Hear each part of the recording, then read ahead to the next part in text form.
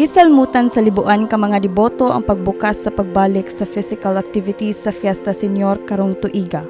Gikan sa Walk with Jesus ni adtong Enero 5 nga maoy mibukas sa siyam ka adlaw nga nobinaryo, lakip na ang Walk with Mary ug traslasyon ug ang fluvial parade ug foot procession hangtod na sa Fiesta Senior.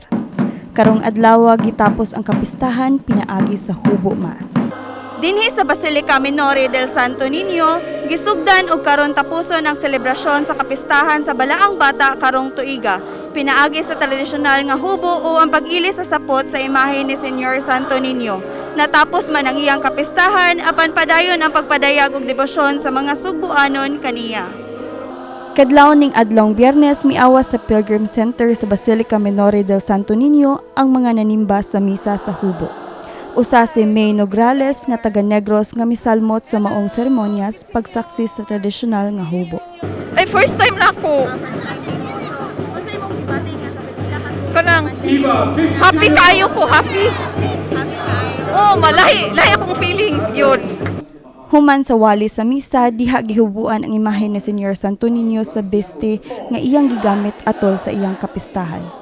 Unang gihubo ang korona, gisundan sa orb og scepter, kapa ug inner garment.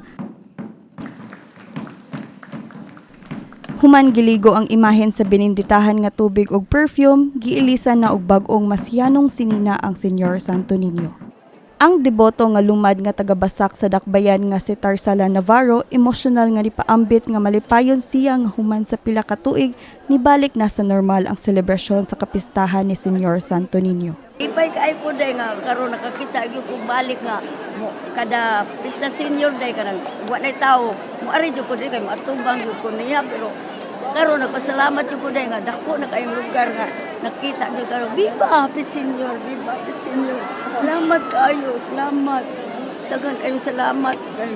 Ang grasya sa Ginoo abot ko edad ron ako ini 75 akong edad. Ako kayo pasalamat sa Santo Niño. Kay siya ra gyud ang amahan nga balaan nato. Matod ni Father John Ayon Miranda, ang spokesperson sa Basilica Minore del Santo Niño, nga dakong hagit ang pagdasok sa mga tawo o deboto, ilabi na nga una pa kini nga higayon sa duha ka tuig nga pisikal nga gisaulog ang Fiesta Senior.